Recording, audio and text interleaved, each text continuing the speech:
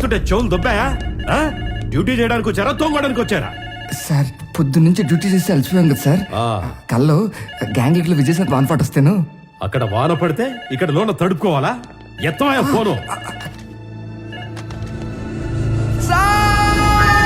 ఆకాశవాణి విశాఖపట్నం కేంద్రం. మాజీ ప్రధాని రాజీవ్ గాంధీ శ్రీపెరంబుదూరులో మానబాంబు దాడిలో దుర్మరణం చెందారు. ప్రధాని చంద్రశేఖర్ ప్రగాఢ సంతాపం జరిగిపోయింది. అస్సలు నమ్మలేకపోతున్నాను. ఈరోజు సాయంత్రం వరకు ఉత్తరాంధ్ర పర్యటన కోసం సార్ వైజాగ్ లో ఉన్నారు. మనం కూడా బందోబస్తులో ఉన్నాం కదా. అవును సార్, చాలా బాధగా ఉంది సార్. ఆయన జనాల్లోకి వచ్చి టాటా చెప్పి నవ్వారు కూడా సార్. ఇంకా కళ్ళ ముందే ఉన్నారు సార్. ఆయన లేరనే వార్త జీర్ణించుకోలేకపోతున్నాను సార్. అదే అర్థం కావట్లేదయ్యా. సరే ఏం చేస్తాం? ఈ సంఘటనను అలుసుగా తీసుకుని అల్లరి మూకలు, గొడవ పడ్డాలు, తగలెట్టడాలు చేస్తారు. సార్ మనం అర్జెంట్ గా పాట్రోలింగ్ చేయాలి. అలాగే సార్. త్వరగా పదండి. Okay sir.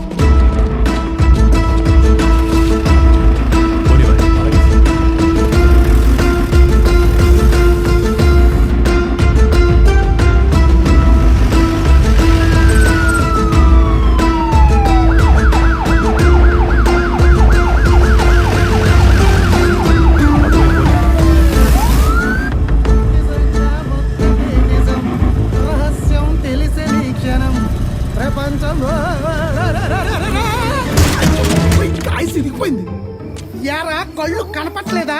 కనబడవు. ఇప్పుడేంటి బలిసిందేట్రా? బలిసిందిరా. జుట్టు పోలేదవా? ఈ రోడ్డు నీ బాబు వేయించాడా?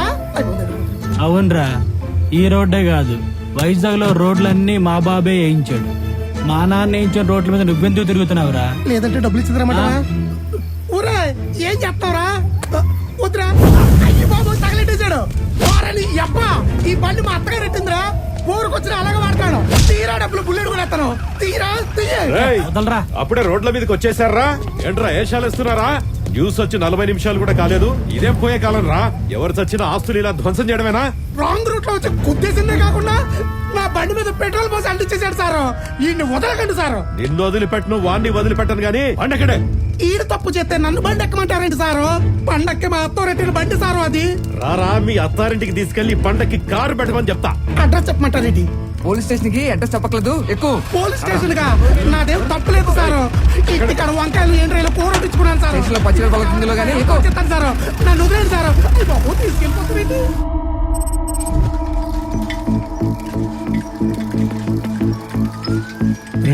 అమ్మ పోలీసులు రా. పదండి పదండి. దొరికిన ఉంటే సచ్చిన వాళ్ళు లెక్కే. గబ్బీలు దాక్కుందు.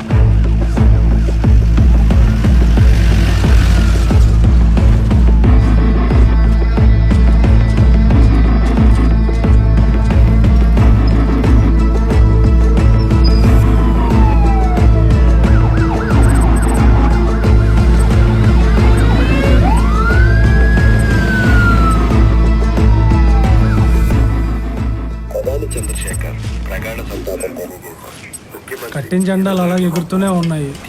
కొట్టిన తప్పట్లు ఇంకా మోగుతూనే ఉన్నాయి. ఆయన మాత్రం జ్ఞాపకంగా మిగిలిపోయారా పాపం.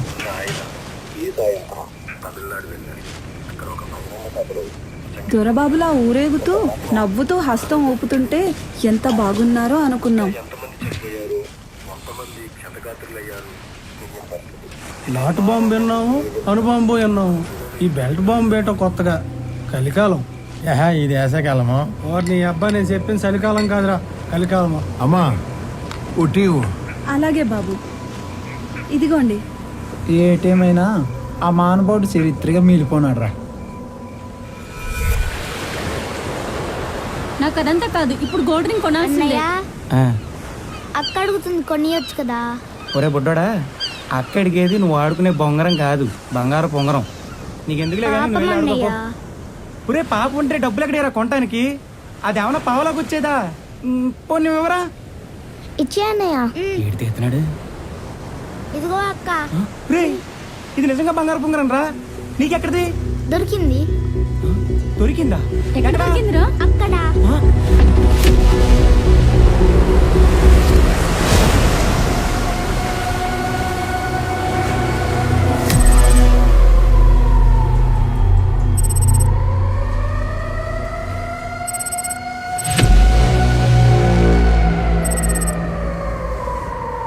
ఏంటి చెప్పండి సిఏ గారు, చనిపోయిన అమ్మాయి ఎవరో తెలిసిందా? ఆ అమ్మాయి పేరు పులిదండి మేరీ.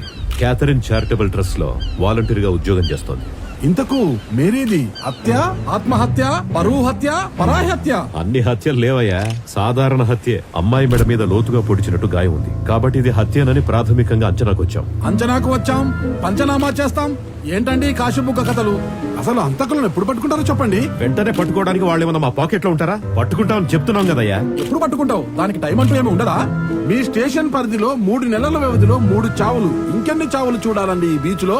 నేను అడుగుతుంటే అలా చూస్తావేంటి బాలనెరుపు ముఖం పెట్టుకొని? చెప్పమ్మా. ఓ వారంలో పట్టుకుంటాం. 7 రోజులలో హంతకులు పట్టుకోకపోతే నీ ఉద్యోగానికి రాజీనామా చేస్తానని హామీనివ్వండి, అప్పుడు నమ్ముతా. ఏంటి ఆలోచిస్తున్నావు? నీ మీద, నీ మాట మీద నమ్మకం లేదా? చెప్పబోయా రిజైన్ చేస్తానని. ఏయ్, మీసం మెలేసి చెప్తున్నా, మేరీ హంతకుల్ని 7 రోజుల్లో పట్టుకోకపోతే నాకిష్టమైన ఈ జాబ్ వదిలేస్తా.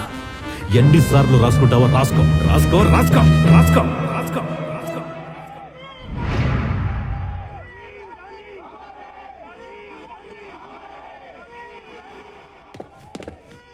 సార్ పిలిచి మాట్లాడరేంటి? మాట్లాడడానికి కాదు, మాట్లాడుకోవడానికి పిలిచాను. ఏమైంది సార్? ఆ జర్నలిస్ట్ జయమంగళం గారు తెలుసు కదా? తెలుసు సార్. మీరు రిజైన్ చేయాలి అంటూ పేపర్లో మీరు హెచ్చకంటే మిమ్మల్ని ఎక్కువ హైలైట్ చేసి వస్తున్నాడు సార్. రేయ్, నువ్వు ఆనందంతో చెప్తున్నావా జాలితో అంటున్నావా? సానుభూతితో అంటున్నాను సార్.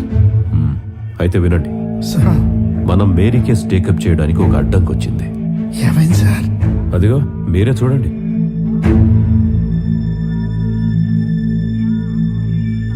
సార్ ఈ మేరీ హెచ్కి టీవీకి సంబంధం ఏంటి సార్? ఉంది, అలాగని లేదు. రాజీవ్ గాంధీ గారు విశాఖపట్నం పర్యటన తర్వాత చనిపోయారు. ఆయన వెళ్లే వరకు వారికి బందోబస్తుగా మనం ఉన్నాం. మద్రాసుకు వెళ్లడానికి ముందు విమానానికి సాంకేతిక లోపం అన్నారు, తర్వాత రెడీ అన్నారు.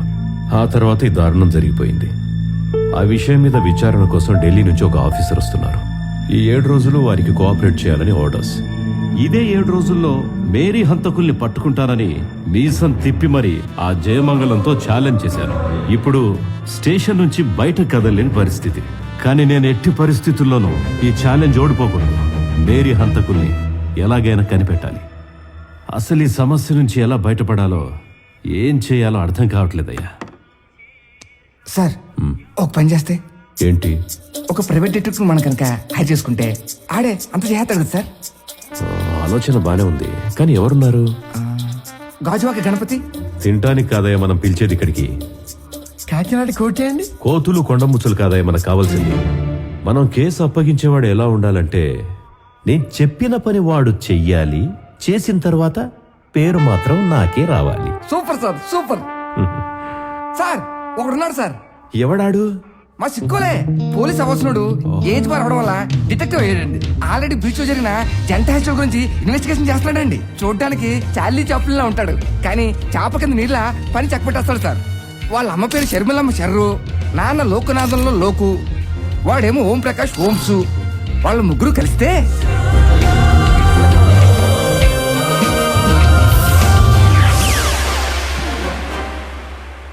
ఎక్కడున్నావా శ్రీకాకుళం షేర్లాకు ఓము?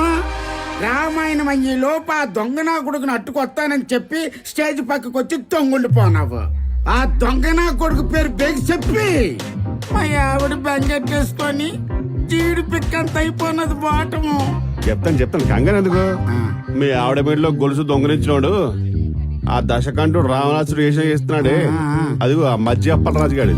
అమ్మన్నా ఆడు పాత్రధారే. నేను వెనకాల సూత్రధారి ఎవరో తెలుసునా? ఎవలే? ఆ లక్ష్మణుడు వేషం వేస్తున్న దువ్వాడు దొరబాబు. అమ్మ తొత్తు ఆడు పాత్రధారి, ఈడు సూత్రధారే. ఈ వెనకాల కపటధారి ఎవరో తెలుసునా? పవిత్రమైన సీతమ్మ వేషం వేస్తుంది ఆ బెల్లం మాధురి, అదే అసలు దొంగ. దాంతో మధ్య పళ్ళు చూసారే? ఆ కర్రమ్మే కొట్టేస్తుందని అలా ఎలా కనిపెట్టేశారా? చెప్పేస్తారయ్యా, డిటెక్టివ్ సీక్రెట్స్ అని అప్పరంగా చెప్పేస్తారు. మరి అక్కడ వేసేది ఏంటి? వనవాస ఘట్టము. వనవాసంలో సీతం అంటే ఎలా ఉండాలి? కాటన్ చీర కట్టుకోవాలి, మట్టి గాజులు వేసుకోవాలి. కానీ మాయాలని చూసావా ఎంత రిచ్ గా తయారైందో? అంతేకాకుండా మాటి మాటికి మెండే చూసుకుంటుంది. నాకు డౌట్ వచ్చింది, కేసు క్లోజ్ అయిపోయింది. అది చెప్పేస్తారా? చెప్పను.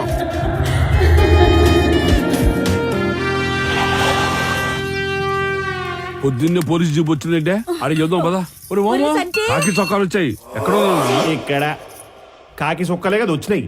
ఏదో చుట్టాలు వచ్చినట్టు కంగారు ఎందుకు? అయినా వాళ్ళు మనం సమానమే. వాళ్ళ కాకి బట్టలు ఉంటాయి, మన కోటు బూటు ఉంటాయి. ఒరే చంటి ఆ, ఆలోచించి ఆలోచించి అలసిపోయినావు కదా, జావగాని పాయసం గాని తాగుతావేట్రా? నానెక్కడ అలసిపోరా ఇప్పుడు నాకు తొంగుంటే. అయినా నా చెప్పినట్టు మీరు వినాలి, మీరు చెప్పినట్టు నా వినకూడదు. ఢిల్లీకి రాజైన తల్లికి బిడ్డే కదరా. నీ కడుపు చల్లదనుకన్నా నాకు ఇంకేం తెలుస్తుంది నాన్న. మీరు నాకు జన్మనిచ్చిన దేవుళ్ళే.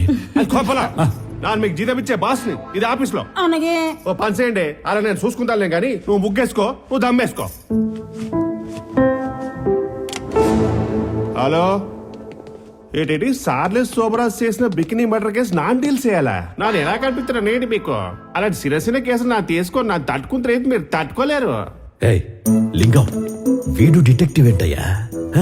బోడి లింగం దగ్గరికి తీసుకొచ్చావు. హత్య చేసింది ఎవరని ఇన్వెస్టిగేషన్ స్టార్ట్ చేస్తే చివరికి చార్లెస్ శోభరాజ్ అని కేసు క్లోజ్ చేయాలి.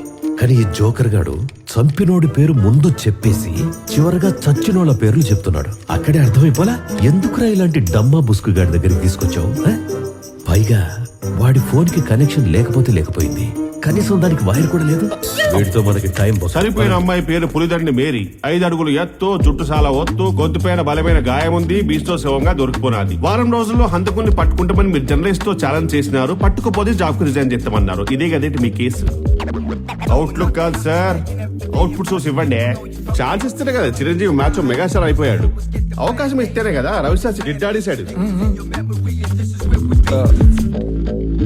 చూడు, నీ మాటలకి కన్విన్స్ అయ్యి కేసు ఇవ్వట్లేదు, కొంచెం కన్ఫ్యూజన్ లో ఇస్తా. అలాగే కానీ నాకు వారం రోజుల్లో కేసు పూర్తయిపోవాలి.